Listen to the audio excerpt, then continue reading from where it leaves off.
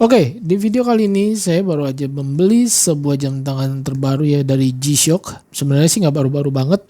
Saya pengen untuk menggantikan jam tangan G-Shock yang udah saya pakai kurang lebih nih berapa bulan ya, hampir setahun kayaknya. Dan yang satu ini dia sudah ada Bluetooth dan step trackernya. Jadi saya pengen nyoba yang AnaDigi nih. Oke, langsung aja kita buka. Ini saya beli dari jamtangan.com, yaitu MacWatch. Sebenarnya saya udah pergi ke Mall Citraland kemarin ini ya, hari Minggu, untuk melihat-lihat, tapi tidak jadi beli offline dan saya pilih online aja karena di online itu banyak kan potongan harga ya, diskon, terutama di toko oren. Saya beli jam tangan ini dari harga normalnya itu 1,4 kalau saya perhatikan ya. Ntar kita lihat sama-sama deh harganya waktu saya beli. Ya ini dia harganya, rincian pesanan saya ya. Untuk harga normalnya dia ada di 1,4 lebih nih, hampir 1,5, dan ada voucher diskon potongan harga lumayan nih, 300 ribuan lah ya, dan ada gratis ongkir. Jadi total itu di 1186, nggak nyampe 1,2.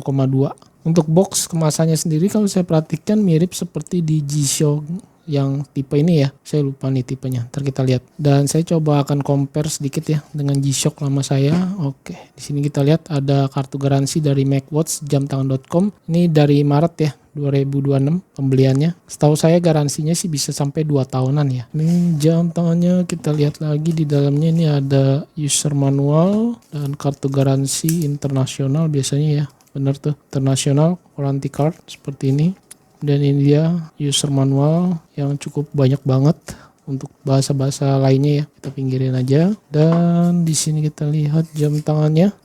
Ini nomor serinya 2300 1 ADR, bener. Dan ini juga sama ya. Oke, untuk strapnya kalau saya perhatikan dia mirip-mirip seperti G-Shock yang tipe ini ya. Bedanya ini dia masih digital, full digital maksudnya. Dan menurut saya ini G-Shock terkecil dan tertipis ya. Dan saya lihat ini juga kecil dan tipis loh, benar-benar kakak adik nih. Sebenarnya sih dia keluarnya barengan setahu saya deh, ini dengan G-Shock tipe ini ya. Nah yang bikin beda kalau saya perhatikan, nah untuk lingkarnya ya, di bagian lingkar jam tangan yang G-Shock lama saya dia seperti ini nih, tidak bisa patah banget, jadi ada penyangganya. Sedangkan di G-Shock terbaru saya nih 2300 seperti ini, dia lebih nekuk sih ya. Bisa dilihat. Oke, ini kita singkirin dulu dan saya mau coba ukur dan timbang ya. Untuk beratnya G-Shock GA 2300 saya yang baru ini ada di 48,8 gram, nggak nyampe 50 gram. Sedangkan G-Shock lama saya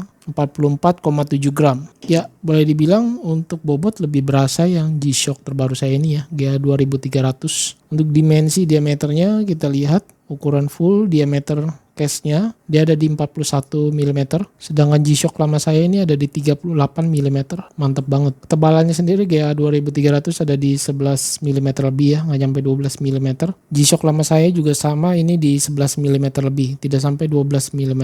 Untuk ketebalannya sama dengan versi sebelumnya nih G-Shock yang lama saya, cuma membedakan di bagian diameter aja, soalnya dia modelnya ini bulat ya, sedangkan yang versi lama saya ini G-Shocknya modelnya lonjong kotak. Kalau saya perhatikan udah di bagian back case G-Shock lama saya ini, karena dia sudah mempunyai Bluetooth dan step tracker, dia termasuk seperti di jam tangan sport ya, sport watch. Sedangkan yang G-Shock terbaru saya ini GA 2300 terlihat dia tidak ada tulisan Bluetooth atau step tracker. Jadi modelnya dia analog dan digital. Ya, di sini ada lampunya, lightnya terbilang cukup bagus. Redupnya juga perlahan tuh. Mantap. Ketahanan air kalau saya perhatikan di bagian back case G-Shock 2300 ini mencapai 200 meter ya, atau 20 bar. Ini lumayan mantap untuk pakai berenang sih, nggak masalah nih. Strapnya sporty, mendukung banget, cuma agak kaku ya, sama seperti G-Shock saya sebelumnya. Di bagian strap juga saya perhatikan di ini tidak ada untuk quick release ya. Jadi modelnya benar-benar seperti jam tangan pada umumnya yang menggunakan pin gitu guys, yang dicolok. Tombol dia ada 4 buah, kita lihat di bagian pinggirnya ini ada tulisan ya, yang bagian kiri bawah mode, kiri atas adjust, sedangkan di bagian sebelah kanan yang atas ini adalah light, lampu, dan start. Kalau saya perhatikan ini dipunya jarum analognya belum disetting ya dari bawaan tempat pembelian, harusnya disetting dulu sini.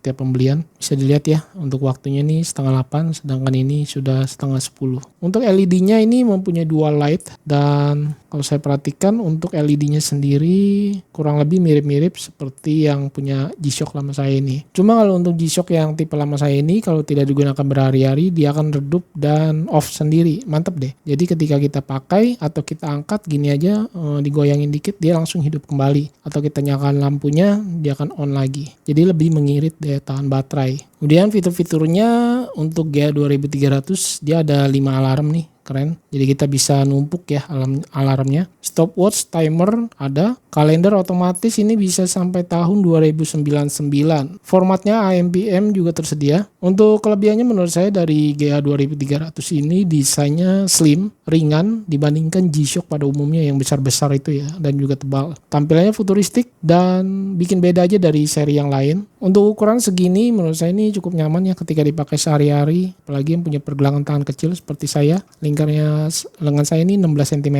Kayak bisa dilihat untuk strapnya. Untuk strapnya segini ya. Ini cukup panjang. Jadi kalau kamu berlengan besar sekalipun ini masih bisa. Dan dia punya 2 penyangga strap di sini ya. Keren. Tapi kayaknya dia menjadi satu deh bagian dalamnya. Nah, seperti ini guys. Jadi benar-benar rapi ya. Dia punya strapnya. Bisa dilihat.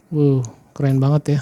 Pas di pergelangan tangan saya yang kecil, jadinya maco gitu guys, sporty habis. Kadang cukup bosan sih pakai smartwatch mulu kebanyakan ya, keseringan maksudnya. Dan apalagi untuk pilihan smartwatch itu saya juga bingung makanya terlalu banyak. Kadangkala kita pengen balik seperti dahulu kala yang memakai jam tangan konvensional seperti ini, analog, apalagi yang ada digitalnya. Kita bisa lihat ketika waktu gelap, dan jarum jam detik menitnya ini bisa menyala, ada luminosnya ya. Lalu tidak hanya kelebihannya aja dari jam tangan G-Shock GA 2300 ini, juga ada kekurangannya. Menurut saya ini dialnya agak susah dibaca ya, terlihat kecil-kecil. Kemudian desainnya menurut saya ini cukup unik, nggak semua orang suka. Jadi kalau kamu yang punya pergelangan tangan besar pastinya kurang suka aja sih, atau kurang cocok lah ya. Jadi berasanya agak aneh ketika memakai jam tangan G-Shock yang sekecil ini. Cuma kalau kamu lengannya kecil seperti saya, terlihat ini keren banget sih, sporty habis. Juga nggak terlalu kaku ya. Biasa kalau jam tangan model strap seperti ini kalau dipakai ini agak kaku. Jadi saya masih ada bisa longgar sekitar 1 ruas jari telunjuk. Kesimpulan dari saya, jam tangan G-Shock GA 2300 ini cocok banget, apalagi buat kamu yang punya pergelangan tangan kecil ya. Pengen jam tangan dari G-Shock yang ringan, slim, berbeda daripada G-Shock rata-rata ya. Ini sama dengan versi saya, G-Shock saya sebelumnya ya, yang versi lamanya. Kalau dari kamu pribadi, kamu lebih suka tipe G-Shock yang model apa nih? Bisa tulis di kolom komentar. Dan seperti biasa, kalau saya sudah selesai review satu produk terbaru, pastinya yang lama ini pasti akan saya jual ya. Bisa cek di lapak saya akan taruh di toko oren. Terima kasih, saya Freddy, and see you next my video. Mungkin yang mau request smartwatch tipe apa atau jam tangan bisa tulis di kolom komentar. Saya Freddy, bye.